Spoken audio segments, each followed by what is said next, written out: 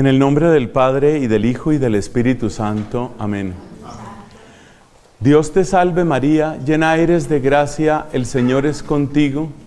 Bendita tú eres entre todas las mujeres, y bendito es el fruto de tu vientre, Jesús. Santa María, Madre de Dios, ruega por nosotros pecadores, ahora y en la hora de nuestra muerte. Amén. En el nombre del Padre, y del Hijo, y del Espíritu Santo. Amén. Hermanos, como cosa excepcional, en esta oportunidad anunciamos el tema que íbamos a compartir y que compartiremos en este momento. Ese tema es el discernimiento espiritual. Discernimiento espiritual, de eso es de lo que vamos a hablar en esta oportunidad. Creo que en la sola introducción del tema nos vamos a dar cuenta por qué es tan importante, por qué es tan actual también lo que vamos a compartir. Como hay mucho que decir, entremos en materia. La palabra discernir está relacionada con el verbo cernir. Quizás lo hemos oído ese verbo, también el sustantivo cernidor. Un cernidor es como un filtro y cernir es como filtrar. Eso es lo propio de ese verbo, filtrar. Filtrar quiere decir que si tenemos un conglomerado o tenemos un líquido, una parte pasa y otra parte no pasa. Se hace una diferencia. Un cernidor puede ser también algo parecido a un colador. Muchas veces en los lugares donde se extrae grava o se extraen otras sustancias parecidas, otros suelos, tierras o piedras, se utiliza una serie de filtros para separar las piedras de distintos tamaños y poder utilizarlas adecuadamente. Entonces, cernir significa filtrar. Discernir, entonces, pues indica prácticamente lo mismo, es separar a través de filtros. O sea que la idea de un filtro, la idea de un criterio, la idea de distinguir es la que está de fondo en el tema de hoy. Distinguir, clasificar, algunos sinónimos: separar, clasificar, distinguir, incluso analizar. Nos damos cuenta de que el discernimiento nos permite examinar aquello que nos llega. Y ya uno empieza a sentir que es un tema importante, porque evidentemente en el mundo en el que estamos, pues las cosas que nos llegan no son todas buenas. Hay cosas que pueden hacer daño. Fíjese que un buen papá, una buena mamá, como estoy seguro que son ustedes, de inmediato empieza a enseñarle al hijo o a la hija a discernir. Y hoy es muy necesario esto. Discernir, por ejemplo, ¿qué? Discernir las amistades. Discernir, por ejemplo, ¿qué? Discernir las personas que vas a admitir cerca de ti o cuando vas a dar una señal de alarma. Hoy, por ejemplo, es muy importante que todos los niños y niñas tengan claro un cierto discernimiento. Si una persona pretende, por ejemplo, tocarte, eso no está bien. Al hablarle de esa manera al niño, le estamos enseñando ¿a qué? A discernir. Le estamos enseñando, mira, no cualquiera puede tocarte. Hay personas como tu papá o tu mamá que cuando te tocan para asearte o para curarte, buscan tu bien. Pero tal vez hay otras personas que no quieren tu bien. Entonces tienes que aprender a separar de qué personas te dejas tocar y de qué personas no. Ese es un discernimiento. Y todo papá, toda mamá sabe que eso es necesario. Muchas familias están preocupadas por los materiales que sus hijos están viendo en internet, porque tenemos casos realmente graves de personas que han llegado a situaciones extremas, como esto que se está presentando como una especie de epidemia, ese desafío o esa serie de desafíos que se llama ballena azul. Eso envenena el corazón, especialmente de adolescentes, de jóvenes. Ningún papá quiere que su hija empiece a hacerse cortadas y empiece a planear su suicidio solamente porque algún criminal en otra parte del mundo le lavó el cerebro. Entonces hay que enseñar a los niños, eso no te sirve, por ahí no te metas, ese no es el camino. ¿Qué es eso? Discernimiento. Nos vamos dando cuenta de la importancia que esto tiene. En términos de religión, obviamente sucede lo mismo. No todas las prácticas religiosas son igualmente válidas. No todas las prácticas o no todos los juegos son convenientes. Una persona cercana de mi familia estaba presentando unas perturbaciones mentales y una intranquilidad permanente. Luego vinimos a saber que esta muchacha se había puesto a jugar con unas compañeras en la invocación de espíritus a través de esa tabla que llaman Ouija. Entonces, evidentemente fue una falta de discernimiento. Resulta que ponerse uno a invocar espíritus, ponerse uno en un juego de esos es realmente muy grave. Y uno no puede entrar en esa clase de cosas sin un adecuado discernimiento. Ahí nos vamos dando cuenta de la importancia que tiene este tema. El discernimiento, ¿por qué es importante? En resumen, porque la verdad no es obvia, ni es inmediata. La verdad de las personas, la verdad de las situaciones, la verdad de los gobiernos, la verdad de mis propios deseos no es obvia. La realidad, hermanos, no es transparente. Uno no ve inmediatamente todas las cosas. Uno no se da cuenta inmediatamente de todas las cosas. Por eso puede meterse en unas aventuras que después resultan ser simplemente riesgos inútiles, incluso mortales. Entonces, ¿por qué el discernimiento es necesario? Porque la verdad no es obvia. La verdad muchas veces hay que conquistarla, hay que buscarla. Y esa es precisamente la labor principal del discernimiento.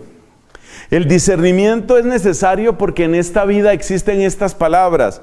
Existe la equivocación, existe el engaño, existe también el disimulo y existe la complejidad misma de la realidad y sobre todo de la realidad humana. Entonces discernir es como buscar qué es lo verdadero dentro de un mundo en donde hay muchas apariencias, hay muchas máscaras, hay muchas fachadas y por consiguiente es fácil equivocarse. En este mundo existen las equivocaciones que pueden ser involuntarias, pero también existen los engaños, existen las seducciones, existen las traiciones. Entonces, vivir sin discernimiento es como entrar al sector peligroso de una ciudad sin ninguna protección a altas horas de la noche. Si tú vieras a tu hijo o a tu hija entrar en un sector bien peligroso de esta ciudad o de otra parte, entras en pánico. Tú dices, cuidado, le van a hacer algo. Eso es exactamente lo que sucede cuando no tenemos discernimiento. Hay que tener en cuenta que no todos los venenos saben a veneno. Por favor, esa frase para quienes están tomando sus apuntes. No todos los venenos saben a veneno. Precisamente uno de los aspectos más importantes para el enemigo malo es que el veneno no sepa a veneno. Entonces hay venenos que no tienen ningún sabor, que no tienen ningún olor. Y hay venenos que incluso tienen un sabor agradable. Entonces el discernimiento es indispensable porque uno puede estar siendo envenenado, sea físicamente, pero aquí nos referimos sobre todo emocionalmente, psicológicamente, espiritualmente. Eso es lo que más nos va a interesar. Entonces hay que educarse en el discernimiento. Hay que educarse porque es muy fácil engañarse. Muy fácil engañarse. Bueno, ahí tenemos claro por qué se necesita el discernimiento. Respuesta, porque la verdad no es obvia. Si la verdad no es obvia, entonces hay que buscarla y a veces es difícil. El discernimiento es particularmente difícil cuando se trata del corazón humano. El corazón humano es indudablemente el lugar de mayor complejidad en el universo visible. ¿Por qué el corazón es tan complejo? Porque en el corazón nosotros tenemos, o en la vida humana tenemos que examinar no solamente lo que una persona hizo, eso más o menos se puede detectar. Lo más difícil es tratar de establecer qué lo movió. Santo Tomás de Aquino nos dice que para estudiar un acto humano, es necesario tener en cuenta tres cosas. Las tres cosas son el objeto, es decir, lo que la persona hizo. Las circunstancias, que pueden ser atenuantes o pueden ser agravantes. Y luego, la parte más complicada, la intención. Para realmente conocer un acto humano es necesario conocer esas tres cosas. Conocer lo que la persona hizo, conocer en qué circunstancias lo hizo y conocer por qué lo hizo. Y es sobre todo en esta parte, en la parte de las intenciones, donde el corazón humano muestra toda su complejidad. Saber por qué nosotros actuamos es realmente difícil. Es muy difícil saber por qué actuamos. Muchas veces las personas mismas no nos damos cuenta de por qué actuamos. ¿A usted no le ha sucedido que llega alguien nuevo al trabajo, llega alguien nuevo a su salón de clase, o llega alguien nuevo a su barrio, y usted siente como un fastidio hacia esa persona? Y usted no sabe por qué. Y usted siente fastidio hacia esa persona y no le cae bien, y a veces acierta o a veces se equivoca. Entonces, uno muchas veces no sabe por qué hace las cosas. Vamos a ver más adelante un pequeño asomo a la complejidad de la psicología humana. Es apenas un asomo, pero un asomo que va a ser suficiente para que veamos hasta qué punto el corazón humano realmente es complejo. En síntesis, lo que sucede es que a uno lo pueden mover muchísimas cosas. A uno lo puede mover el gusto, lo puede mover el miedo, la ira, el deseo de demostrar algo, el deseo de lograr algo. Y precisamente porque todos esos factores interactúan de maneras a veces tan complicadas, precisamente porque esos factores entran unos con otros en una relación que a veces uno mismo no entiende, por eso es tan complicado el corazón humano. Estamos sujetos a tantas fuerzas, a tantas influencias exteriores e interiores. Nos influye tanto nuestro pasado y nuestro futuro. Nos influye lo que llevamos adentro de nuestro corazón, pero también lo que presentimos que otras personas tienen. De modo que el corazón humano es muy complejo. En el capítulo 17 del profeta Jeremías encontramos un par de versículos que ilustran bastante lo que queremos decir. En el versículo 9 del capítulo 17 de Jeremías leemos esta frase: no hay nada más retorcido que el corazón humano. Muchas veces nos cuesta trabajo, a pesar de que a todos nos gusta clasificar en bueno y malo, a veces nos cuesta trabajo. Nos cuesta trabajo cuando pensamos en las personas que tenemos cerca. Nos cuesta trabajo cuando a veces decimos: oye, a ver, ¿cómo funciona esto? ¿Realmente esta persona es buena, es mala? Los que sean amantes de la historia inmediatamente podrán traer a su mente algunas personas que realmente nos dejan con una gran perplejidad. Es muy famoso el caso, a comienzos del siglo IV de nuestra era, es muy famoso el caso del emperador Constantino. El emperador Constantino, hijo de una mujer muy santa llamada Helena, cristiana ella, el emperador Constantino no era bautizado. Él simpatizaba con el cristianismo, pero al mismo tiempo era una persona que estaba en medio de batallas bastante fuertes con pueblos paganos.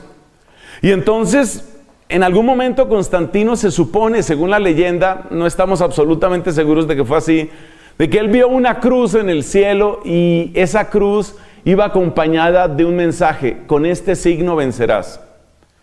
Y entonces él de ese momento en adelante empezó a apoyar, como emperador, empezó a apoyar el cristianismo. Pero él mismo no se bautizaba. Entonces fíjate las complejidades del corazón humano. Por una parte, él lucha para defender a los cristianos, pero por otra parte él está pensando también en defender su imperio. ¿Hasta qué punto la cruz era para él como una especie de amuleto? Algo así como: yo con esto aseguro que voy a vencer. Como hay personas que se cuelgan una pata de conejo o utilizan un colmillo o una herradura. ¿Hasta qué punto la cruz era una especie de amuleto para Constantino? Es muy difícil de determinar. Y luego el hecho de que Constantino no quería bautizarse. Parece no, eso es bastante cierto, que al final de su vida, prácticamente llegada la hora de la muerte, se bautizó. Pero es que mucha gente en aquel tiempo se bautizaba cuando estaba cerca de la muerte, entre otras cosas porque había una deficiente teología del sacramento de la confesión. No había mucha claridad sobre el tema de la confesión, sobre la posibilidad de ser perdonados si hemos sido bautizados. Y hay un texto, sobre todo en la carta a los Hebreos, que habla del peligro de volverse atrás. Dice, si después de haber conocido la verdad damos pie atrás, entonces ya no tenemos salvación. O una cosa parecida, me disculpan que no tenga el texto exacto, pero lo dice la carta a los Hebreos. Y ustedes recuerdan también lo que dice Jesús, y ese sí lo conocemos todo ese texto.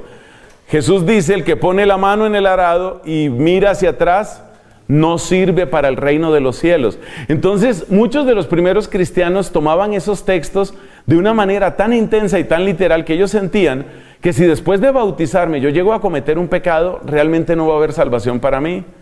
Entonces, la manera de protegerse era bautizarse ya prácticamente cuando ya no hay peligro de pecar. Es decir, ya la persona pues ahí con los últimos alientos en su cama, a punto de morir, pues ya seguramente va a no pecar. Entonces, fíjate, una figura como Constantino ha sido defendida por unos, atacada por otros. Algunos dicen, bueno, con Constantino realmente el cristianismo pues pudo establecerse en el imperio, y de esa asociación entre el mundo romano y el cristianismo salieron cosas interesantes. Pero otros dicen, el cristianismo auténtico se acabó con Constantino. Constantino fue el que acabó con el cristianismo auténtico, porque cuando los cristianos tuvieron una posición de privilegio, no solo dejaron de ser los héroes, sino que empezaron a ser los perseguidores de otros.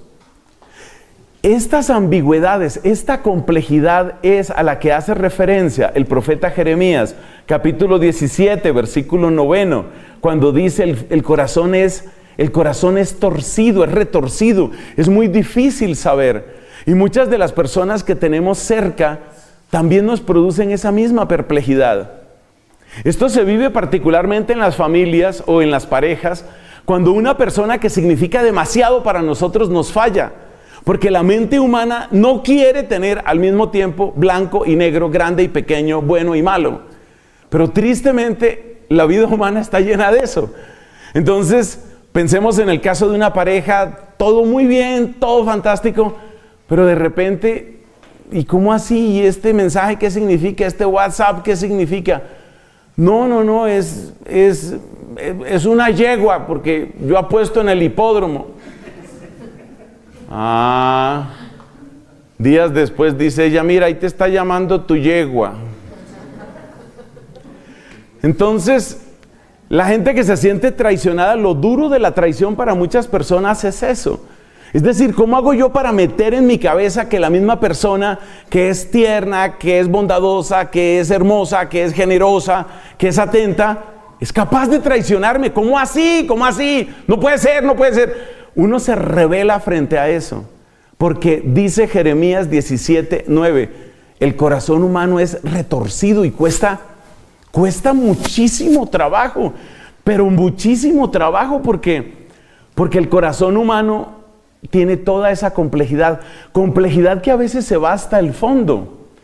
Hay personajes que realmente nos dejan en una perplejidad todavía mayor. Uno de los más complejos, por ejemplo, es Judas Iscariote. La manera como Judas se ilusiona con Cristo, se desilusiona de Cristo, admite su culpa, pero luego se desespera. Es decir, es tanta la complejidad que la Iglesia Católica ha renunciado a la posibilidad de pronunciarse sobre qué le sucedió finalmente a Judas.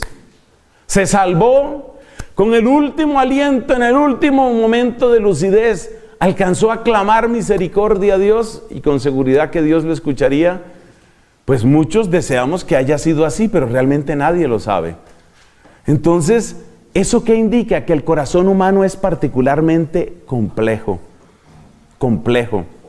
Pero luego sigue diciendo Jeremías en el mismo capítulo 17, pero el versículo siguiente, Jeremías 17:10, dice, yo, el Señor, penetro el corazón y sondeo las entrañas. Es decir, que aunque la complejidad humana nos desborda a nosotros, porque la montaña de recuerdos, sentimientos, miedos, aspiraciones, codicias, adicciones, pecados repetidos, malos hábitos, buenos hábitos, porque la montaña que llevamos dentro es muy compleja, uno no logra finalmente entender muchas cosas. Pero así como afirmamos esto, es indispensable afirmar también que la complejidad del corazón humano no supera a Dios. Y es aquí donde empieza a abrirse campo, algo muy hermoso, que se llama el don del discernimiento. Es verdad que la complejidad de un hombre, de una mujer, de un ser humano, es algo que fácilmente nos rebasa, es algo que fácilmente nos deja consternados o perplejos o admirados. Eso es cierto. Pero al mismo tiempo, mis hermanos, hay que afirmar, al mismo tiempo, que la complejidad humana no asusta a Dios. Es muy importante afirmar esto de la complejidad humana para entender una de las palabras que ha dado mucho que hablar en el pontificado del Papa Francisco. Jesús dice, no juzguen. Y esto lo ha repetido varias veces el Papa Francisco. Una de las maneras de entender el no juzguen es, o no juzguéis, como a veces se cita, es ten presente que el corazón humano es muy complejo. La realidad humana es muy compleja y hay muchísimas cosas que tú no sabes de esa persona. Solamente Dios solamente tiene todos los elementos de juicio. Nosotros no los tenemos. Entonces, ¿cuál es la manera correcta de entender el no juzgar? La manera correcta de entenderlo parece que es esta. Nosotros podemos hablar de los actos específicos, lo que en el lenguaje de Santo Tomás es el objeto, lo que la persona hizo. Por ejemplo, golpear sin razón a un inocente. Mal, así no es. O sea, yo puedo juzgar de los actos. Juzgar con pretensiones de absoluta certeza de la culpabilidad o mérito de las personas, eso sí es muy difícil, muy difícil. Y hay que tener gran claridad sobre los actos, sobre lo que es bueno y sobre lo que es malo. Pero pretender que uno puede determinar los miligramos y microgramos de culpa que una persona tiene es muy difícil. Muy difícil porque yo ignoro demasiadas cosas, demasiadas. Precisamente por esa complejidad de la historia de cada persona, por esa complejidad del corazón humano, yo no puedo llegar a dar ese pronunciamiento. Esta es una manera de entender eso del no juzgar. Si ustedes entran a internet y ponen entre comillas la expresión no juzgar y después ponen la siguiente palabra, fraynelson.com, van a encontrarse con 3 o 4 predicaciones que he tenido específicamente sobre ese tema.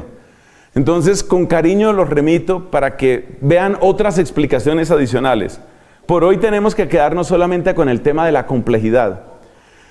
Pero ya se ha tratado en otras partes sobre qué quiere decir eso de no juzgar y por qué es tan peligroso entender mal esa frase. Sobre todo cuando empezamos a utilizar el no juzgar para ciertos comportamientos o áreas de la vida y en cambio para otros, ahí sí juzgamos. Entonces, por ejemplo, en nuestra época hay una tendencia muy fuerte a mirar todo lo que tiene que ver con la sexualidad como una especie de dominio enteramente privado, personal, subjetivo, yo veré qué hago. Y entonces la gente utiliza muchísimo el no juzgue con respecto a esa área de la sexualidad. Pero luego si vamos a otras áreas como por ejemplo la corrupción política o el abuso de menores o las obras de la mafia, ahí sí se puede juzgar. Por eso hay mucha confusión en esa expresión, pero no puedo detenerme en este momento más en eso. Solamente para los propósitos de nuestra charla de hoy, quiero destacar que la actividad humana es muy compleja y que es muy difícil entrar en lo que se llama el fuero interno. Por eso la justicia humana de alguna manera siempre va a ser imperfecta, porque la justicia humana no logra entrar en todas esas realidades. En mi pequeña experiencia, pero la tengo, con personas que han estado o que están privadas de su libertad y que han cometido a veces crímenes bárbaros, crímenes brutales, lo que yo he aprendido es que muchas de estas personas son parte de una cadena. Entonces, un papá violento, una mamá ausente, o un papá ausente, una mamá neurótica, personas abusadas desde su infancia, personas que han tenido que vivir la injusticia hasta llenar de veneno su corazón, y luego esa persona hace un acto terrorista, o luego esa persona hace una matanza. Y claro, para nosotros que no tenemos las circunstancias de ellos, es muy fácil caer con una condena brutal, pero repito, hay muchos factores, muchísimos, que nosotros no conocemos de nuestros hermanos. Sin embargo, sí hay que tener en cuenta que Dios el Señor, penetra el corazón y sondea las entrañas. Por eso hay una canción que tenemos aquí en Familia Espiritual y que está tomada del Salmo 139. Por favor, el Salmo 139 es muy importante, porque Jeremías 17, versículo 10 dice: yo, el Señor, penetro el corazón, sondeo las entrañas. Pero Apocalipsis 3 dice que Dios está a la puerta llamando. O sea, Él en principio no es un abusador, no es un invasor. Él en general no tiene ese estilo. En general Él prefiere tocar a la puerta y esperar a que le abramos. Y esta es la grandeza del Salmo 139, para que lo apuntes. Es ese salmo que dice: examíname, Señor. Bueno, propiamente lo que dice es: Señor, tú me sondeas y me conoces. Me conoces cuando me siento o me levanto. De lejos penetras mis pensamientos. Entonces ese salmo es muy importante, porque es el salmo con el que tú le abres voluntariamente, amorosamente, le abres tu corazón al Señor para que sea Él el que entre y te pueda conocer y te ayude a conocerte. Te ayude a conocerte. Esto es lo grandioso. Es muy importante ese salmo y es muy importante esa oración, porque en la medida en que nos vamos conociendo podemos hacer un mejor discernimiento. Sigamos avanzando. Entonces, ¿qué llevamos? Que el discernimiento es muy importante, que el discernimiento es difícil porque la verdad no es obvia, que la parte más difícil del discernimiento es entrar en el corazón humano, que precisamente porque es difícil entrar en el corazón humano, pues nosotros somos invitados a no juzgar, por lo menos a reconocer que no lo sabemos todo. No juzgar no significa que no nos demos cuenta de lo que está bien y lo que está mal. Eso hay que saberlo. Esa es la parte de los actos. Pero con respecto a las personas hay que tener extrema prudencia. Según eso, es importante recordar que este Dios que penetra el corazón y que sondea las entrañas, y que particularmente puede iluminar tu vida, si tú se lo permites, si tú le das ese permiso, este Dios bendito, este Dios nos dice el libro del profeta Amós en el capítulo 3, versículo 7. Este Dios comunica sus secretos a los profetas. Lo que dice Amós capítulo 3 es: nada hace el Señor sin revelar sus secretos a sus profetas. Es decir, que en la Biblia lo típico, lo propio del profeta, no es que sea tanto un adivinador del futuro, no es eso lo que destaca la Biblia. Lo que destaca la Biblia es que el profeta es el amigo de Dios. Es el amigo que precisamente por su proximidad con Dios va empezando a participar en alguna medida de la mirada de Dios. Dios es el único que penetra el corazón, pero los profetas, en la medida en que se asocian a esa mirada de Dios, porque se han asociado a Dios, llegan a reconocer algo del corazón humano. Y por aquí damos otro paso para entender qué significa discernimiento espiritual, el don de discernimiento. Es maravilloso este don, es maravilloso porque no es una manera de violentar a la otra persona, más bien es una manera de servir a la otra persona. Antes de avanzar en nuestro tema desde la perspectiva bíblica, conviene aquí recordar grandes santos como por ejemplo el Padre Pío de Pietrelcina. Un ejemplo impresionante. El Padre Pío de Pietrelcina tuvo como obra particularísima de apostolado y de caridad el sacramento de la confesión, a veces por horas y horas y horas interminables. Y este hombre, un sacerdote capuchino, que además había recibido los estigmas, él tenía las heridas de Cristo en sus manos, en sus pies. Este santo sacerdote, dedicado a la confesión, recibió muchas veces este don de conocimiento de espíritus.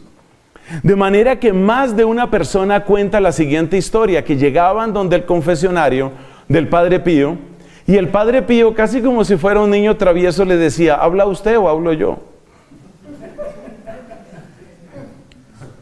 Y la gente a veces le decía, hable usted porque a mí se me pueden olvidar cosas. Y el Padre Pío tenía ese don de conocimiento. No solamente como el que fuera una especie de cámara espía que ha visto cosas, tal día me di cuenta que no te tomaste la sopa. No es una cámara espía, es más bien lo que antes decíamos, Dios que te ilumina por dentro, porque acuérdate que tú eres un misterio para ti mismo.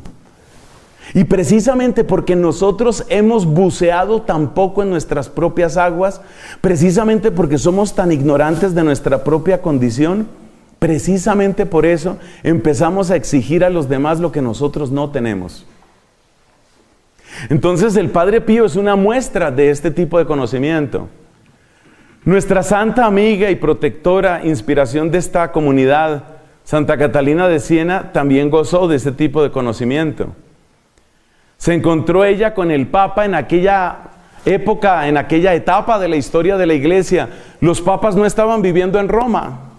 Era tan peligrosa la situación de los partidos políticos religiosos en la Italia de aquel tiempo, que las amenazas de muerte contra el Papa eran continuas, y resulta que a comienzos del siglo XIV, un Papa decidió acogerse a la protección de la hija mayor de la Iglesia, nombre cariñoso que se le da a Francia.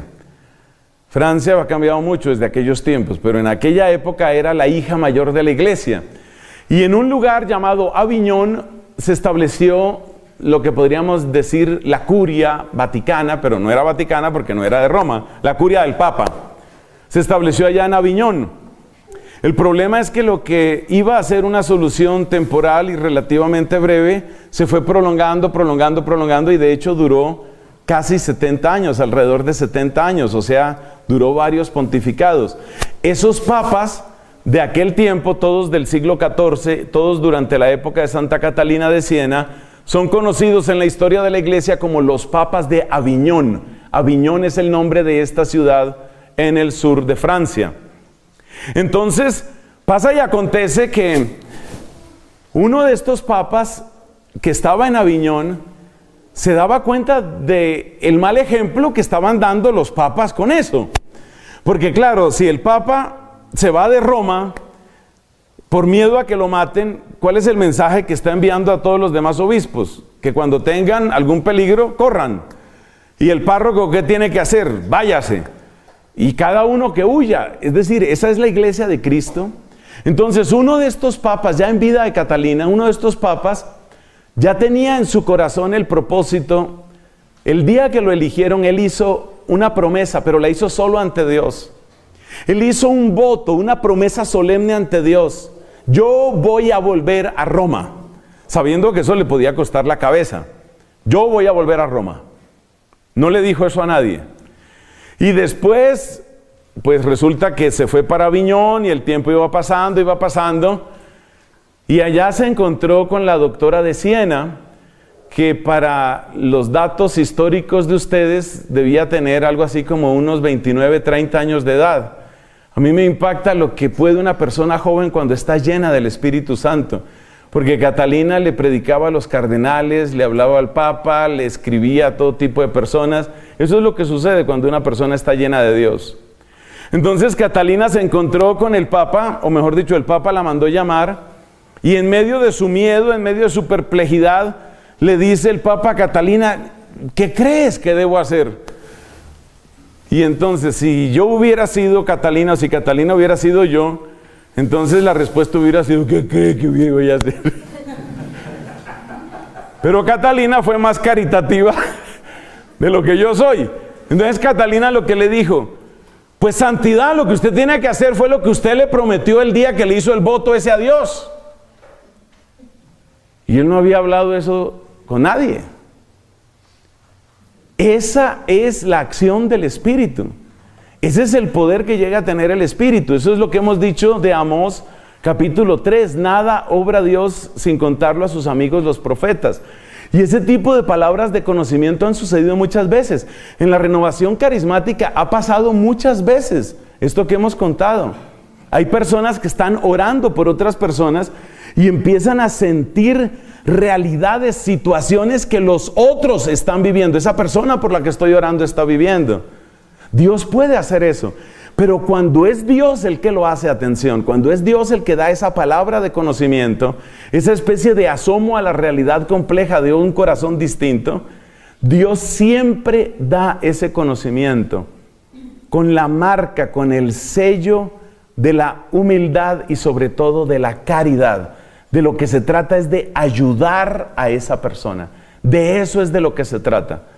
O sea que el Padre Pío no estaba jugando a, yo te conozco, ay, ahora hay que embolatarme. No, señor, a mí el Padre Pío no se le embolata. No, él no estaba jugando, él estaba haciendo un servicio de preciosa caridad. Sobre todo por una razón. Muchos de nosotros, precisamente porque no nos conocemos, tampoco sabemos la gravedad de nuestros pecados. A veces uno puede haber confesado un pecado, pero uno no tiene ni idea de lo grave que es ese pecado. Sobre todo porque, como hemos dicho, en el acto humano está el objeto, la intención y las circunstancias. Y las circunstancias pueden ser agravantes. Una circunstancia agravante, por ejemplo, es todo lo que uno ya sabe que es pecado. O sea, a veces uno cuando peca, peca con demasiada conciencia de que está pecando. Ese es un agravante. Y eso no lo tomó uno en cuenta cuando se fue a confesar. Entonces, probablemente hay muchas veces que uno está haciendo confesiones deficientes. En esto hay que tener prudencia, porque cuando se suelta este tipo de lenguaje, entonces muchas personas piensan, no, todas mis confesiones han estado mal, yo debo estar en pecado mortal, creo que me voy a condenar, por favor llamen al Padre Pachito. Entonces, todo se complica. Tengan en cuenta, por favor, tengan en cuenta que todo lo que Dios muestra, lo muestra para nuestro bien, y el sello de la obra de Dios siempre va en el camino de la humildad y en el camino de la paz. Fíjate cómo Cristo le hace ver, por ejemplo, a esa mujer adúltera, le hace ver lo grave que ha hecho, pero al mismo tiempo, como dice San Pablo, donde abundó el pecado, sobreabundó la gracia. El lenguaje terrorífico que a veces gusta a algunos predicadores, incluyendo algunos sacerdotes, es el lenguaje que lleva a la gente pues prácticamente a la histeria. Por ahí no es, ese no es el modo de Dios. Bueno, entonces estábamos en que Dios revela sus secretos a sus profetas, y si ustedes miran el Evangelio de San Juan, en el capítulo 2, versículo 25, ustedes encuentran que Jesucristo no necesitaba referencias de nadie. Y nos dice la Escritura, Él sabía lo que había en cada persona. Ese es uno de los muchos textos de la Biblia que habla de la divinidad de Jesucristo. Porque si tú tomas Jeremías, capítulo 17, versículo 10, o sea, yo el Señor penetro el corazón, sondeo las entrañas para dar al hombre según su conducta. Y luego lo pones en paralelo con Juan, capítulo 2, versículo 25. Jesucristo no necesitaba que le dieran referencias de nadie porque Él sabía lo que había en cada persona. ¿Qué está diciendo eso? ¿Quién es Jesucristo? Entonces realmente la mirada de Cristo es impresionante, es impresionante. La mirada de Cristo nos pone frente a nuestra propia verdad. Y esta es una de muchísimas virtualidades que tiene el acercarse en la oración, especialmente en el Santísimo Sacramento. Porque cuando vamos al Santísimo Sacramento, cuando vamos al Sagrario, sobre todo si vamos acompañados de oraciones como la que yo dije, Señor, tú me sondeas y me conoces. Tú me conoces cuando me siento o me levanto, de lejos penetras mis pensamientos. No ha llegado la palabra a mi boca y ya tú, Señor, la sabes toda. Todo ese texto de ese salmo. No ha llegado la palabra a mi boca y ya, Señor, tú lo sabes todo. Cuando en lo oculto se iban tejiendo, cuando me iba tejiendo en las entrañas de mi madre, ahí estabas tú. ¿A dónde iré lejos de ti? Todas esas expresiones, esa especie de desnudez ante el misterio del amor de Dios, es buenísimo. Es buenísimo, porque todo eso, sobre todo si lo haces ante el Santísimo, todo eso trae torrentes de verdad a tu vida. Todo eso trae una avalancha de luz a tu vida. Y todo eso te ayuda a conocer qué es lo que hay dentro de ti. Nosotros hicimos un ejercicio, pues hace poco, ¿no? Tuvimos aquella adoración eucarística. ¿Eso cuándo fue? Hace como 2 semanas, una cosa así. 3 semanas. Tuvimos una adoración eucarística y algunas personas voluntariamente se acercaban para hacer oraciones. Yo quedaba impactado. Yo quedaba, pero, a ver, yo tengo un hermano que es psicólogo clínico, con el cual compartimos pues las dificultades y los caminos que implica esto de servir a la gente. Yo mismo tengo un poco más de 25 años de sacerdocio y yo veía cómo obraba la gente frente al Santísimo. Yo decía, qué capacidad la de Cristo, qué capacidad para llevar a las personas a su verdad.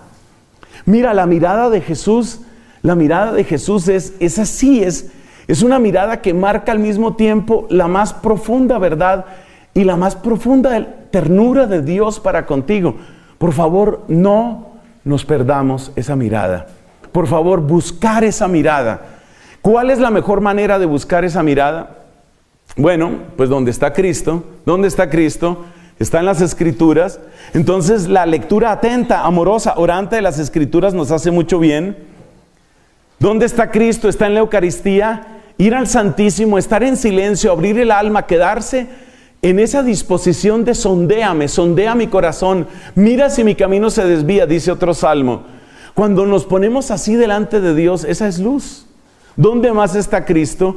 Cristo está en la persona de los marginados, en la persona de los pobres, y muchas veces en la mirada de las personas más humildes sentimos el destello del amor de Cristo y sentimos la verdad de Cristo. Para los que les gustan las lecturas filosóficas, seguramente les resultará familiar un autor que se llama Emmanuel Levinas.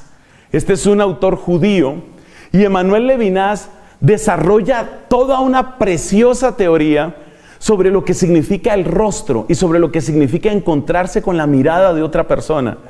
Lo que dice Levinas es muy elocuente, muy elocuente, pero por favor, elévalo eso a la potencia millón. Eso es encontrarse con la mirada de Cristo. Realmente el Señor Jesús con su mirada puede hacer maravillas en nosotros. Pero esa mirada, Cristo no la reservó únicamente para Él. Lo mismo que hemos dicho antes de que Dios comparte sus secretos con los profetas, también hay que decirlo de Cristo. Cristo ha querido compartir su mirada con sus apóstoles. Cristo ha querido compartir su mirada con sus verdaderos amigos. Cristo nos va enseñando a mirar el mundo como Él lo mira, a mirar a las personas como Él las mira, a descubrir la presencia de Papá Dios como Él en todo la descubría. Ejemplo elocuente tenemos en el capítulo 5 del libro de los Hechos de los Apóstoles. Lo que encontramos ahí es una historia triste en un sentido, pero yo creo que majestuosa en otro sentido. Lo que encontramos ahí es que en la primera comunidad cristiana la gente solía vender los bienes que tenía y dar el dinero a los apóstoles para que sirviera de auxilio a las personas más necesitadas de la comunidad. Ese compartir de bienes fue muy frecuente en la primera etapa, en esos primeros años de la iglesia. Y resulta que, llevados por esa generosidad, pues un hombre llamado Bernabé, que es el que luego aparece en las misiones con San Pablo, Bernabé vendió todo lo que tenía, él era de Chipre, vendió todo lo que tenía, entregó todo a los apóstoles y se dedicó solamente a la evangelización. Ese ejemplo se pone como un ejemplo positivo. Pero por la razón que fuera, hubo personas que también intentaron engañar, es decir, hicieron como una especie de ficción. Y entre esas personas se cuenta un matrimonio. Él se llamaba Ananías y ella se llamaba Zafira. Ananías y Zafira vendieron un campo, pero ya cuando recibieron el dinerito, ya les pareció que era como demasiada platica. Esa donación está como muy grande.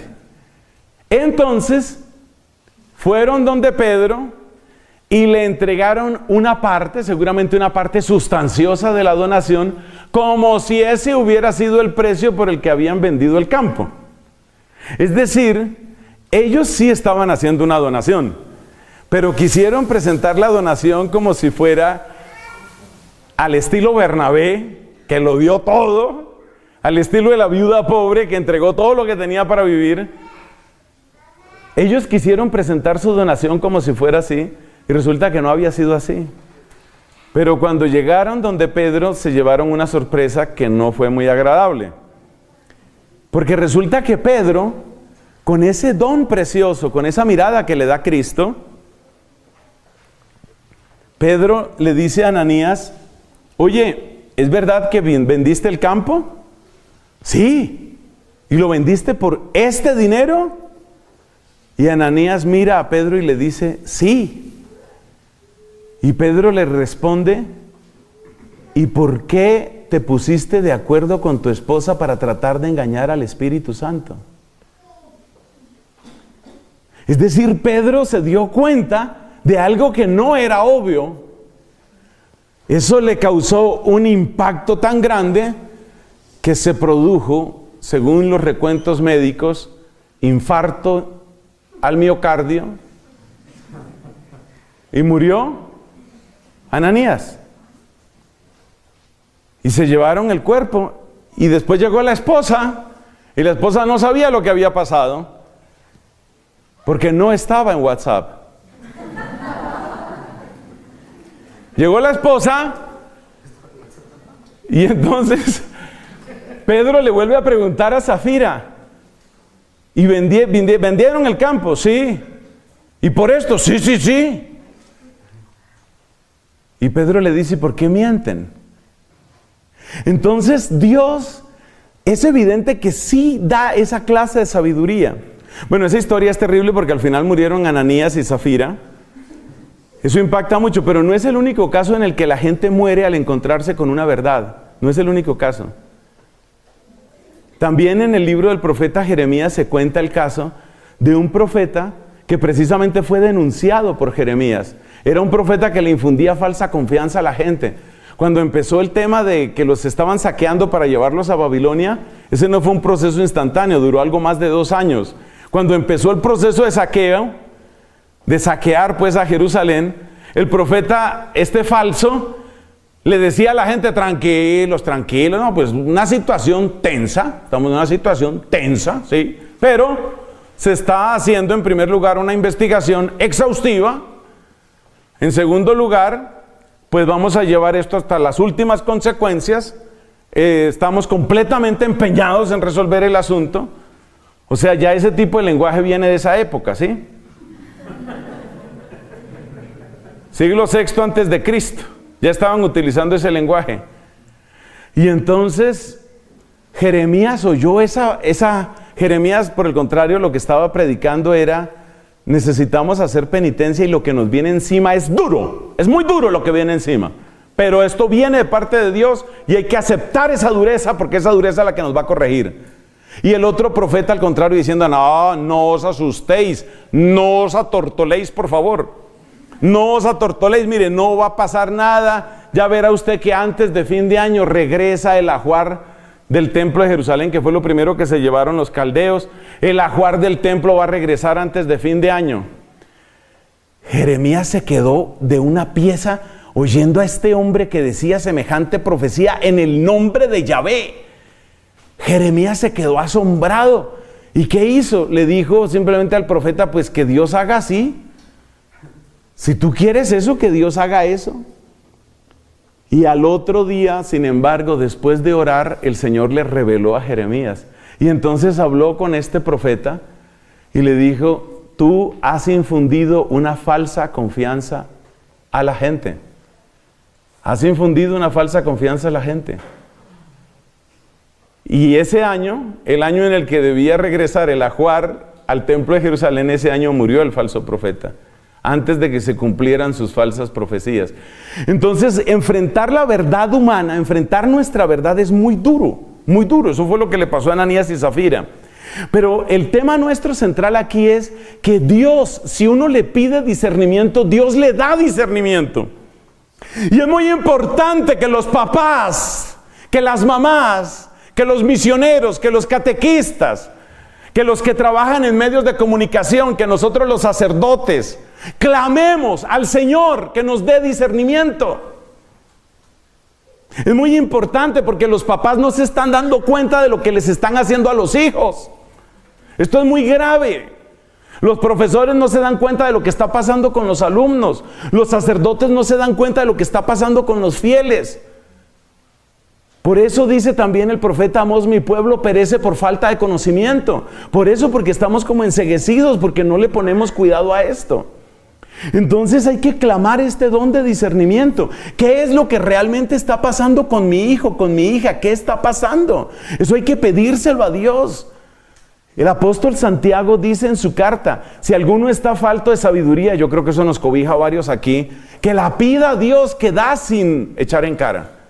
Es bueno pedirle a Dios eso. ¿Qué está pasando aquí? Y por favor, cuando no entiendas a la otra persona, cuando no entiendas lo que está sucediendo con tu hija, o con tu papá, o con tu mamá, cuando no entiendas, no dejes las cosas únicamente en la escala humana. Clama al Señor y dile: dame discernimiento, porque hay algo, hay piezas que faltan en este rompecabezas. ¿Qué le están haciendo a mi hija? ¿Qué le están haciendo a mi hijo? ¿Qué está pasando en esta parroquia? ¿Qué está pasando en esta comunidad? Ese tipo de cosas, hermanos, tenemos que estar muy atentos y tenemos que estar muy despiertos para que el lobo no pueda sorprendernos. Tenemos que estar en oración permanente. Nos dice el evangelista San Lucas: oren continuamente para resistir todo lo que va a venir. Y lo que a mí me da dolor es que hay muchos sacerdotes que no están llamando, no están congregando a la gente para que ore y ore y ore sin cesar. Y los tiempos en los que estamos es necesario orar así. Para escoger tus amistades es necesario que tú ores así. Esa oración, ora para escoger tus amistades. Esta amiga tan simpática, tan querida, pero un momento, ¿pero qué tiene? ¿Pero qué es lo que pretende? ¿Qué clase de vida lleva? ¿A dónde me quiere conducir? Estas páginas que estoy viendo en internet, este grupo en el que yo me metí, estos compañeros de la universidad, ¿qué está pasando con esto? Hay que orar, hay que pedir al Señor ese discernimiento, y el Señor lo da. El discernimiento no es solamente para ver lo malo. Los ejemplos que he dado son bastante dramáticos en eso. Pero el discernimiento también es para ver lo bueno. Date cuenta, Hechos de los Apóstoles capítulo 3. Subían Pedro y Juan al templo. ¿Y qué fue lo que sucedió? Lo que sucedió fue que estaba un paralítico ahí pidiendo limosna. Y el paralítico les pidió a ellos. Y Pedro se le quedó mirando, dice, se le quedó mirando. Vio algo, vio la oportunidad. La oportunidad está en los ojos de las personas si sabemos verlos. Jesucristo dice en el capítulo 4 de San Juan, dice: levantad la mirada, ved que los campos están maduros para la siega. ¿Y dónde se ve la madurez para la siega? Se ven los ojos de las personas. También la Biblia nos cuenta lo que sucedió al apóstol San Pablo en una de sus correrías. Cómo estaba predicando en un cierto sitio, no sé si fue en Éfeso o por ahí cerca. Estaba predicando y mientras él predicaba en la asamblea había una persona que era paralítica. Y dice Hechos de los Apóstoles, Pablo se le quedó mirando. Oye esto, Pablo se le quedó mirando y vio que tenía una fe suficiente para ser curado.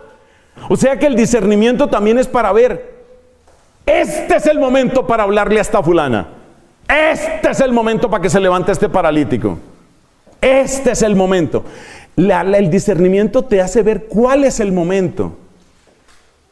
Y eso es indispensable para vencer a tus enemigos. Porque tenemos enemigos, hermanos. Todos tenemos enemigos. Nosotros no vivimos en un mundo de fantasía y algodón rosado. Vivimos en un mundo donde hay enemigos. por muchas razones, porque nos detestan, porque nos tienen envidia, porque quieren explotarnos, por cuestiones raciales, por cuestiones de género, por lo que sea. Tenemos enemigos, tenemos gente que nos detesta.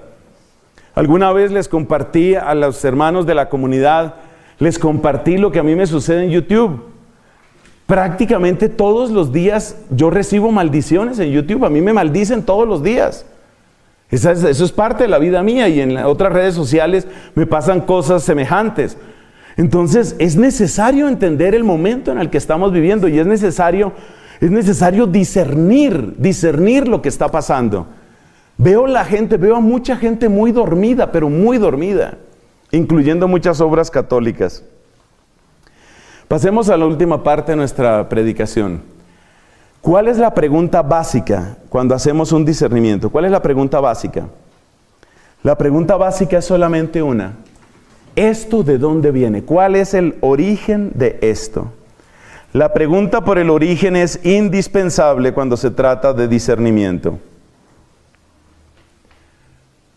Porque eso determina muchas cosas.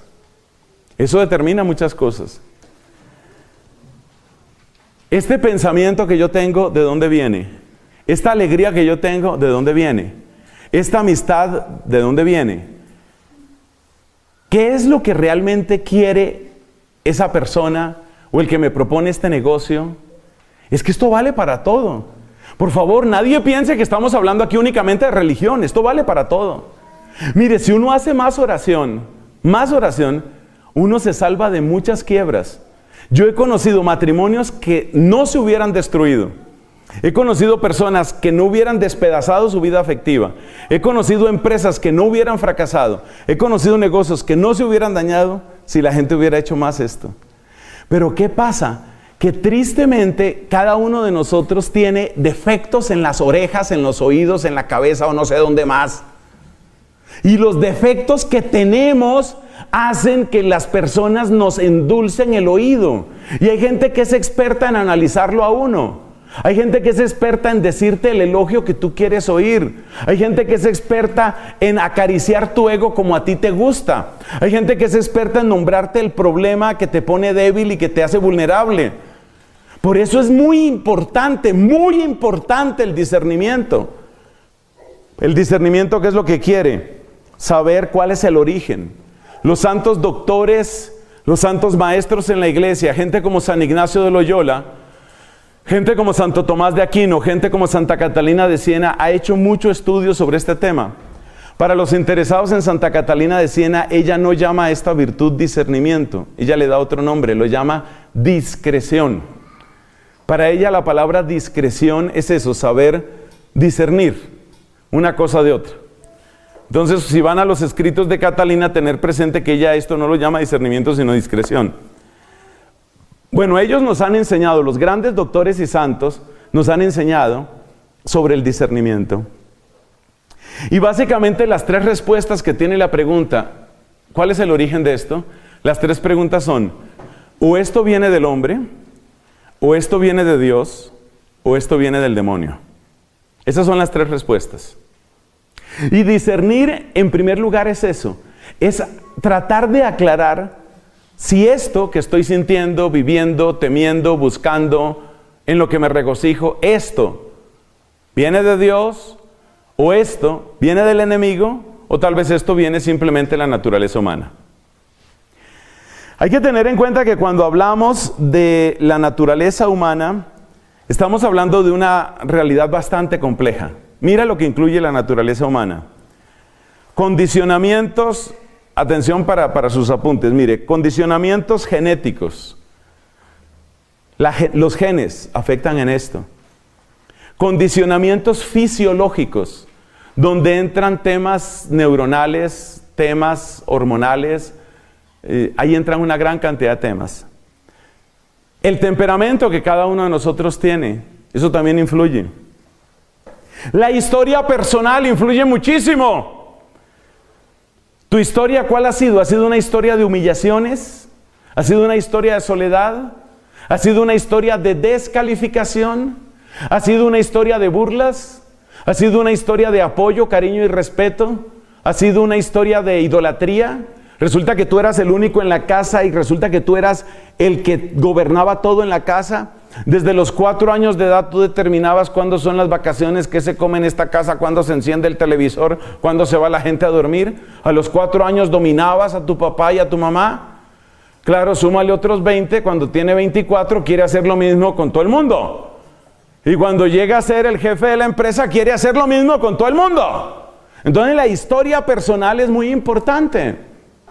En la historia personal está seguramente el origen de muchos de tus miedos, de muchos de tus gustos, de muchas de tus adicciones, de muchos de tus buenos hábitos y malos hábitos. Y todos esos son condicionamientos humanos. Ahí entran también las influencias culturales, influencias académicas o literarias, las cosas que lees, las películas que ves, las historias que te cuentan. ¿Se han dado cuenta ustedes, por ejemplo, que en los colegios, particularmente en los colegios de niñas, las cosas suceden por epidemias? Entonces llega una niña y tiene un ataque de histeria un día y nadie la puede controlar y tienen que llevarla a la enfermería y dura 3 horas en la enfermería. Al otro día hay 3 niñas que tienen ataque de histeria, al otro día hay 15 niñas que tienen ataque de histeria, al otro día la rectora tiene ataque de histeria. Entonces, son cosas que se van volviendo, ¿qué? Epidemia. Y es por eso. Entonces, por ejemplo, los temas de fantasmas se vuelven epidemia en un momento dado. Las enfermedades se vuelven también así. Entonces llega un momento, para mí eso es muy asombroso. Yo trato de tener una mente científica porque me encanta la ciencia, pero para mí es muy asombroso eso, ver que de acuerdo con todos los estudios médicos que yo he podido conocer, más de 230 artículos afirman que la hipoglicemia no es contagiosa. Sin embargo, la gente se contagia de hipoglicemia. Para mí esto es muy misterioso, cómo la gente, parece que es algo como sugestión. Ustedes se cuenta que cuando una persona empieza con un tema de hipoglicemia, muy pronto en su entorno surge otra persona con hipoglicemia.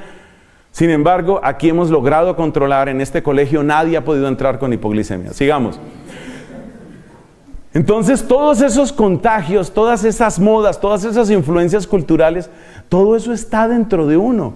Las películas que la gente ve, los sustos que tiene, las historias que le cuentan, la manera como lo dormían. ¿Cuál era el método preferido para dormirte? ¿Un garrotazo? ¿Una dosis de monóxido de carbono controlada? O sea, ¿cómo te dormían? ¿Una amenaza? Eso tiene mucho que ver. O sea, la historia de uno es la historia de uno. Entonces la naturaleza humana es muy compleja. Por eso necesitamos muchas veces del auxilio de Dios para saber qué es lo que está marcando tanto a una persona.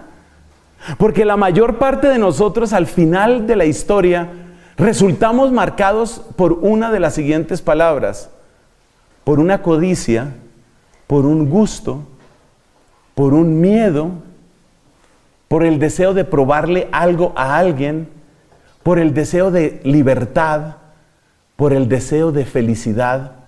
Esas 6 o 7 palabras marcan prácticamente todas las vidas. Entonces, ¿cuál es la palabra que tiene más fuerza en ti? Yo he conocido personas que llevan años haciendo una cantidad de esfuerzo para demostrarle al papá: yo sí puedo. Con el problema de que el papá ya se murió hace 30 años, pero le siguen demostrando al recuerdo del papá: yo sí puedo. Demostrándole a la mamá que yo sí puedo. Yo conocí el caso de un muchacho que se ordenó sacerdote solamente para demostrar que sí era capaz de ordenarse sacerdote. Mire ese desastre. Entonces uno hace cosas por demostrar a otras personas. Uno hace cosas por puro miedo, uno hace cosas por pura ambición. Hay personas a las que les mueve la ambición. Hay personas a las que les mueve un sentido gregario. Entonces ahora en mi colegio todas las niñas son bisexuales. Yo también soy bisexual, yo creo que todas somos bisexuales. Todas bisexuales. Yo reconozco que hay personas que pueden tener cuestionamientos serios de género. Estoy de acuerdo con eso. Entiendo que hay personas que pueden tener una especie de disforia, como llaman ahora, disforia de género. Es decir, la persona por dentro se siente de una manera, pero su cuerpo tiene otra presentación. Eso puede suceder.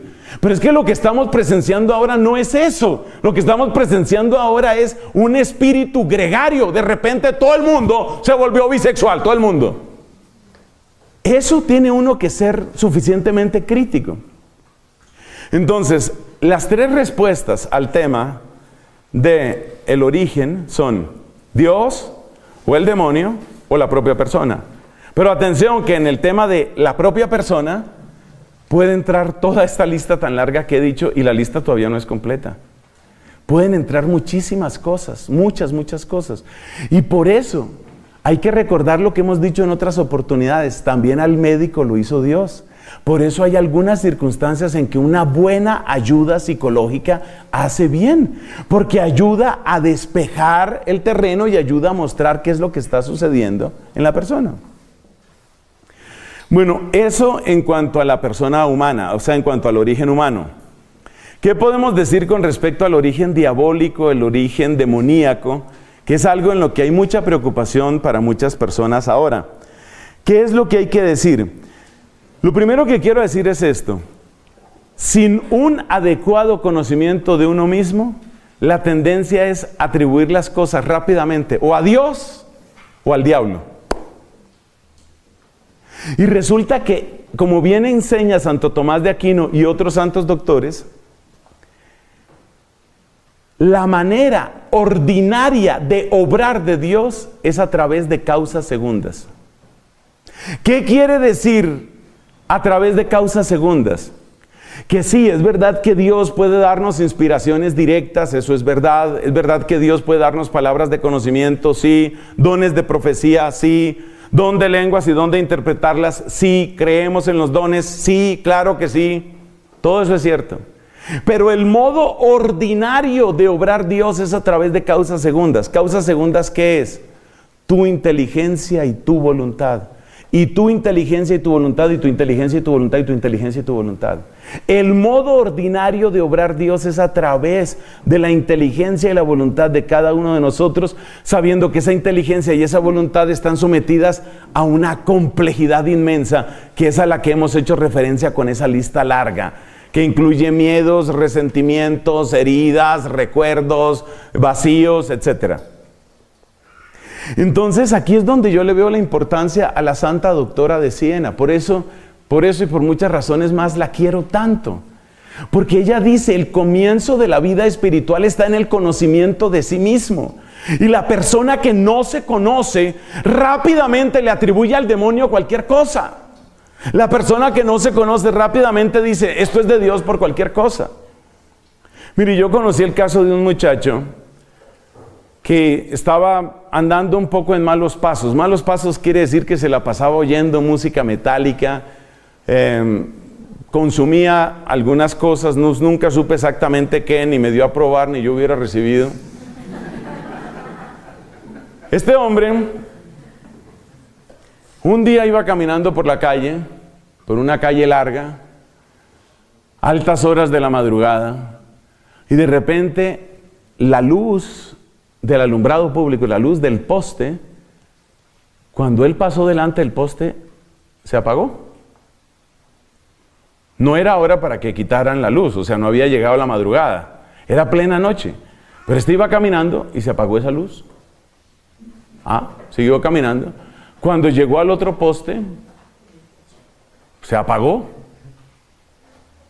Van dos. Tercer poste, se apagó. El hecho es que de ahí en adelante lo llamaron el apagapostes.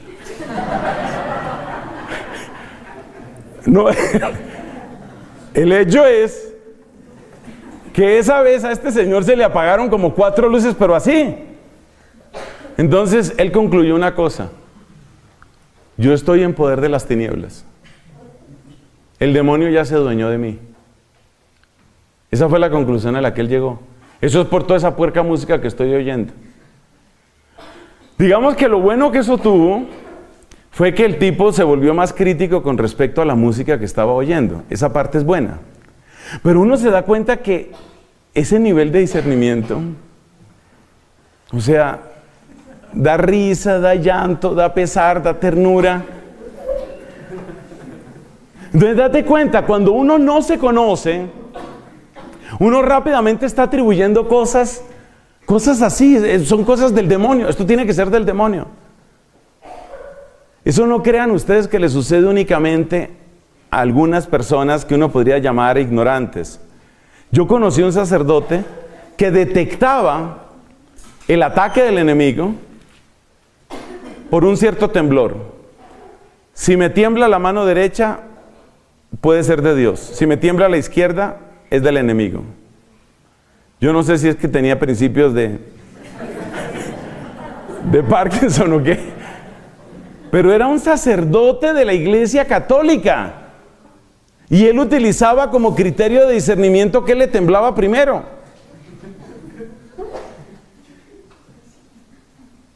Y si le tiembla la oreja, entonces uno tiene que darse cuenta que el discernimiento tiene que ser una cosa mucho más seria que eso. La iglesia es particularmente seria en el discernimiento de espíritus, particularmente seria. El criterio que siempre utiliza la iglesia es: vamos primero a la explicación natural, incluyendo los milagros de Lourdes, incluyendo las conversiones de Medjugorje. Siempre vamos primero a la explicación natural, siempre, siempre. Porque es muy fácil entusiasmarse cuando uno cree: wow, esto es maravilloso, esto es de Dios. O es muy fácil obsesionarse uno y llenarse de pánico y decir: no, realmente el demonio está atacando por todas partes. Es muy fácil caer en un extremo o caer en el otro extremo, muy fácil. Entonces, el primer criterio que utiliza la iglesia en este tema es: busquemos primero la explicación natural. Y solamente cuando toda posibilidad de explicación natural, tomaron nota de la palabra toda posibilidad de explicación natural desaparece, se puede considerar que hay, por ejemplo, una posesión. Esto es muy delicado. ¿Cuál es el interés que yo tengo en este tema? Mire, no se trata de que yo sea incrédulo. Por favor, nadie me juzgue así, porque no es cierto. Yo no voy a decir tonterías como las que dijo un sacerdote a los micrófonos de todo el mundo, que el demonio es un símbolo. ¡Ay, qué tristeza que eso pase en la iglesia! ¡Qué tristeza que eso pase en la iglesia! Que todavía a estas alturas de la vida haya sacerdotes diciendo en público esas babosadas. Por supuesto que el demonio no es un símbolo, eso ya lo aclaró, lo definió, está muy bien pronunciado en el Catecismo de la Iglesia, en la enseñanza santa del Beato Pablo VI, está clarísimo. La existencia personal del demonio como un ser individual, alguien que existe, eso es real. Yo no tengo dudas sobre eso. Yo no tengo dudas sobre las infestaciones, ataques, posesiones, brujerías. Yo no tengo dudas sobre eso. Yo lo que pido es que no vivamos obsesionados con eso. Eso es lo que pido. Y lo que estoy diciendo es que los criterios de la iglesia son claros, son altos, son sanos y nos hacen bien a todos. Eso es lo que estoy diciendo. Porque cuando usted tiene un problema, por ejemplo, vamos a suponer que usted es mi papá. Tiene así en parte como la carita. Vamos a suponer que usted es mi papá. Y resulta que yo no me entiendo con usted. Y resulta que cada vez que yo lo veo a usted, no sé, me dan ganas, me da como una alergia aquí en esta parte. Una cosa que yo no sé realmente qué hacer con esta parte de mi mano. Entonces yo digo: es el demonio. El demonio lo que quiere es destruir mi familia y por eso el demonio quiere que yo lo ataque y agárrenme. Señor, si no hubiera ninguna explicación, quizás se podría pensar. Pero nos ponemos a analizar cómo ha sido la relación de nosotros entre padre e hijo, nos ponemos a analizar. Y resulta que desde pequeño entonces ha habido altanería, rebeldía de mi parte, agresividad, violencia de parte suya. Criterio de la iglesia: siempre que haya una explicación natural, se prefiere la explicación natural. Siempre.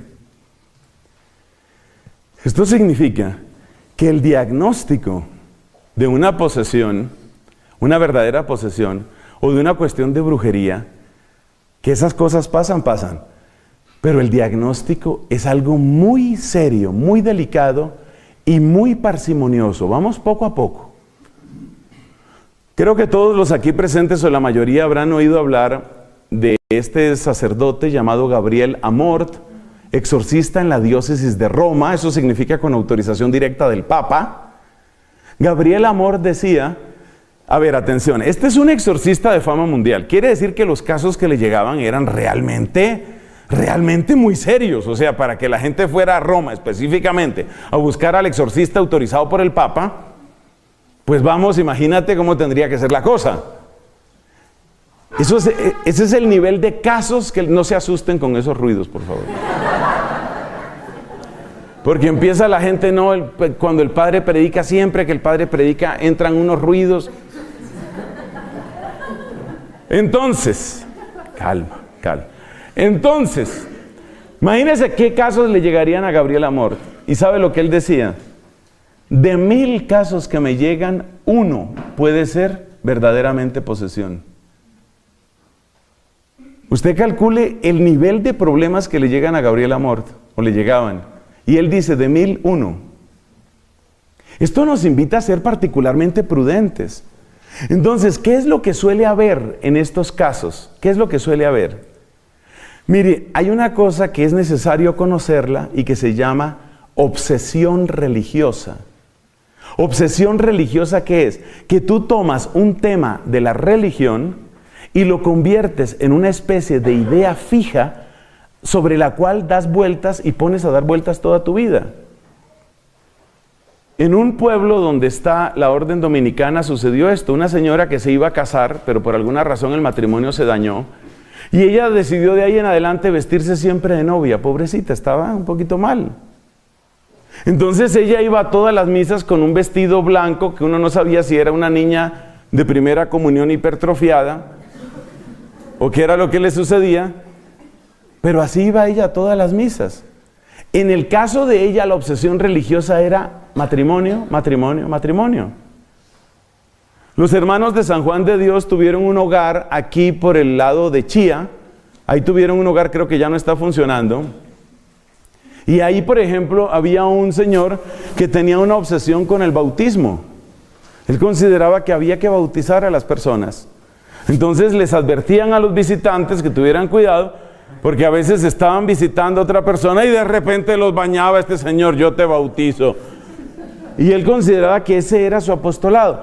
Bueno, así como existen esas obsesiones, también existen obsesiones con el tema demoníaco. A mí me ha tocado tratar personas con esa condición.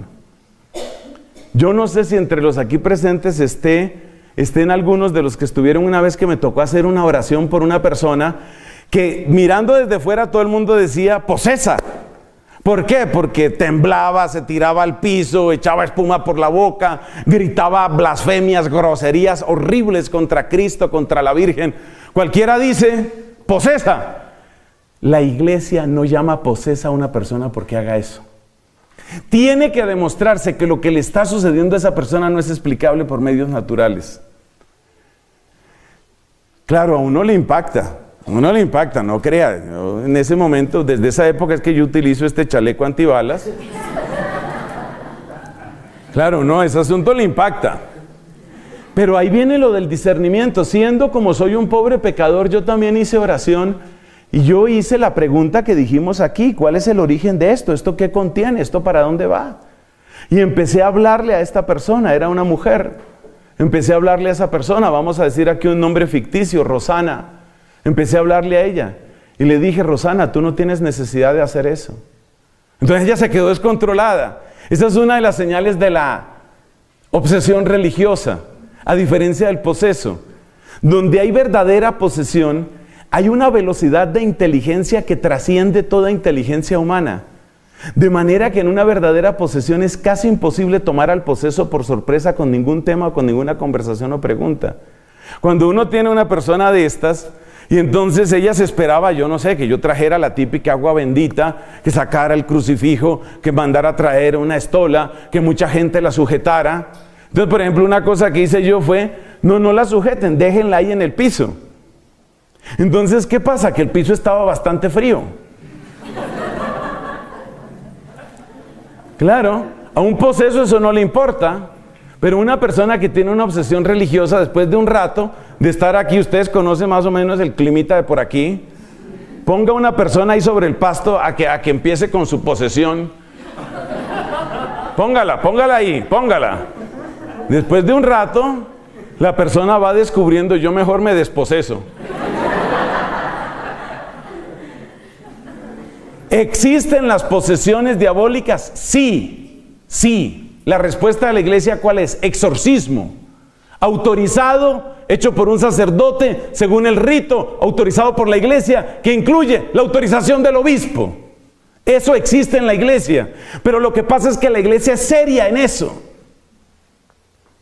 Hay que tener mucho cuidado porque las fronteras a veces entre oración de liberación, oración de sanación, exorcismo, se vuelven fronteras demasiado borrosas y eso es peligroso. Les repito, ¿cuál es el temor mío con esto? Que cuando empezamos a atribuirle todo al demonio, no tratamos los verdaderos problemas. Y los verdaderos problemas suelen ser problemas orgánicos, problemas de relación interpersonal, problemas de rupturas dentro de las familias. Ese es el temor mío. Por eso estoy hablando de este tema. Entonces es muy importante darse cuenta de esto. ¿Qué tipo de cosas realmente la iglesia dice esto no se puede explicar? Que una persona empiece a hablar inteligiblemente en un lenguaje que es imposible que conozca. Ese caso, eso sí pone a pensar. Eso sí pone a pensar. Entonces, si una persona está hablando, por ejemplo, en un chino cantonés, que no hay manera de que lo sepa, si una persona está hablando en lengua checa, que es imposible que la sepa, y lo que está diciendo es inteligible, es coherente, y no hay manera de que sepa ese idioma, ahí hay algo, ahí puede haber algo. Pero ese es el nivel de seriedad que tiene la iglesia con estos temas. Entonces yo les invito, yo no quiero desalentar las oraciones ni de sanación ni de liberación, pero yo les invito, seamos muy prudentes por favor. Y no vayamos atribuyendo rápidamente al demonio todo, porque fácilmente utilizamos el tema del demonio como una capa que no deja ver los verdaderos problemas de inmadurez, de vicio, de mala relación interpersonal, etc. ¿Y cómo discierne la iglesia el caso opuesto? Que algo realmente viene de Dios. ¿Cómo lo discierne? Bueno, hay criterios. Aquí hay una pequeña lista. Esto que tengo aquí se va a publicar. Hay una pequeña lista. Por ejemplo, que una persona recibe mensajes de la Virgen o de San Miguel o que tuvo unas revelaciones. ¿Qué es lo primero que mira la iglesia? ¿Lo que ha dicho esa persona concuerda con la fe de la iglesia? Si una persona dice, tuve una manifestación maravillosa y en esa manifestación Jesús me decía que durante los próximos 100 años no volverá a estar en ninguna hostia. Ya de inmediato uno dice, no. Ya ahí no está, ya ahí no está. Eso no es. Entonces el primer criterio, fíjate que la iglesia en el fondo no es racionalista, pero sí es muy racional.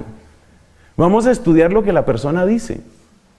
Vamos a estudiarlo. Segundo, la persona tiene espíritu de obediencia.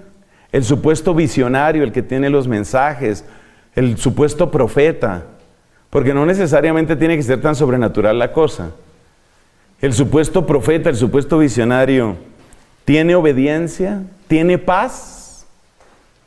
¿Tiene paz? ¿Es una persona con la que se puede hablar? ¿O es una persona que está, como dicen en inglés, restless, incapaz de descansar, como con un desasosiego, como con una ansiedad? La ansiedad es pésima seña. ¿Tiene paz la persona? ¿Es obediente la persona? Hay un caso muy bonito en Bolivia, de un hombre joven que parece que tiene un carisma de sanación bellísimo. Y este hombre joven, pues empezó a congregar mucha gente de los carismáticos, y el obispo le dijo, yo quiero hablar con usted, a ver cómo es el asunto suyo y qué es lo que pasa aquí. Y el obispo le dijo, es de los pocos casos en donde yo he visto una obediencia que un obispo le pone a una persona laica.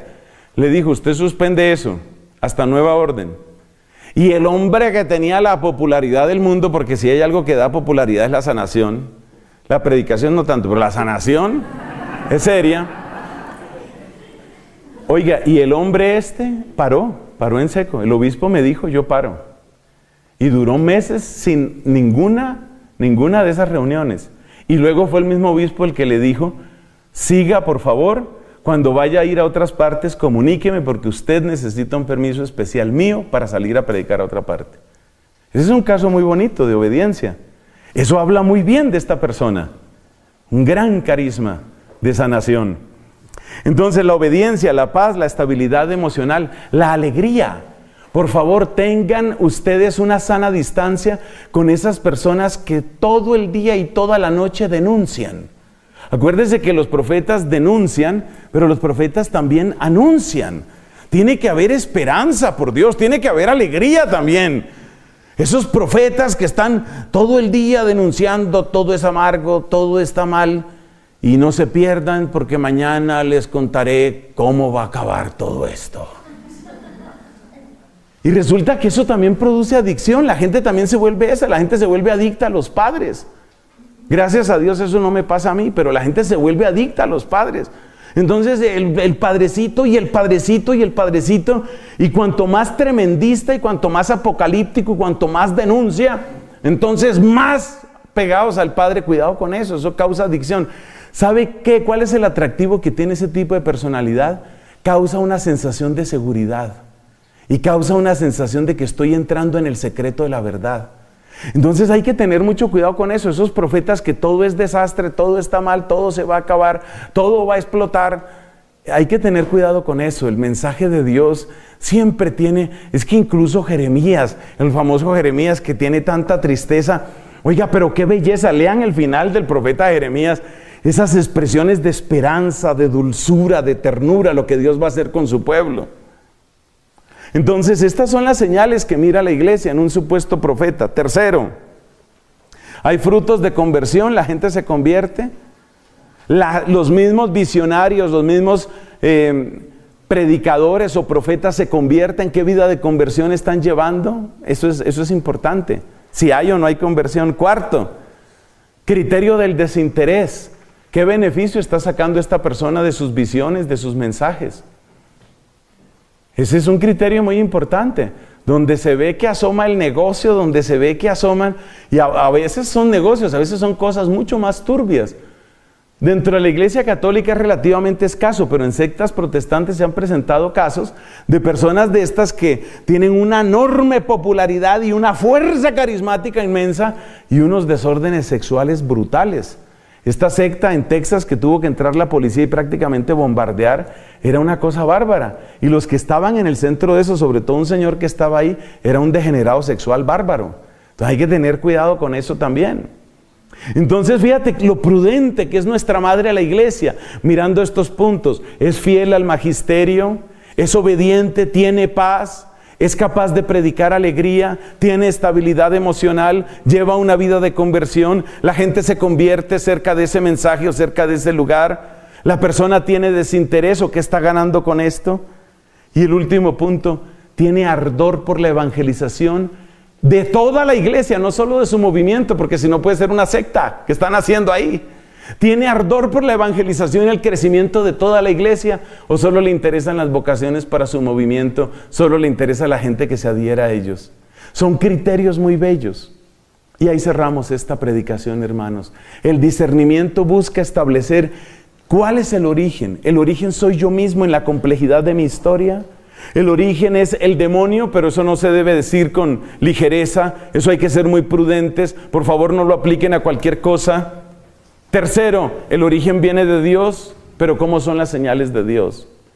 Y es muy bello ver cómo la iglesia, con 2000 años de experiencia, nos protege, nos va llevando para que seamos verdaderamente fieles. Gloria al Padre, al Hijo y al Espíritu Santo.